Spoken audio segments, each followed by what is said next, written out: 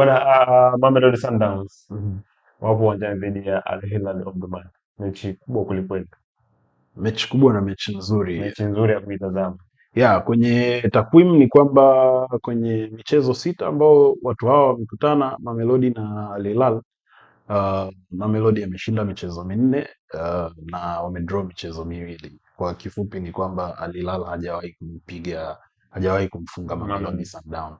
Kwa hiyo pale kuna kwenye msimamo Mamelodi ana point 4, Al Hilal ana point 4. Kwa hiyo wanaofuata wako chini huku. Kwa hiyo ni mchezo mzuri sana wa kila mmoja kucement nafasi yake, kwa sababu atakayeshinda pale manake anakuwa na point 7, si ndio?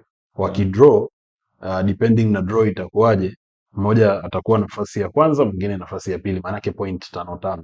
Kwa hiyo nafikiria itakuwa ni game ambayo okay, tukirudi kwenye uhalisia ni kwamba kikosi cha Afrika Kusini kilichotoka AFCON, sehemu kubwa ya wachezaji wanatoka Mamelodi Sundowns.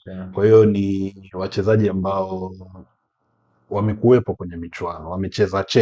So I think mimi nawapa Mamelodi nafasi kubwa sana ya kushinda, kwa sababu ukiachana na mambo mengine yote kwa sasa, ukiachana na timu za Morocco, timu za Misri, timu za Algeria labda na Tunisia, timu zingine na timu za Tanzania, timu zingine ambazo zinaweza zikaleta chachu na changamoto kwenye timu zingine ni timu za South Africa, na Mamelodi huwezi kuiacha kwenye hiyo hesabu. Kwa hiyo haitokuwa game rahisi kwa Mamelodi, lakini pia haitokuwa game ngumu ya kumfanya kwamba akose usingizi.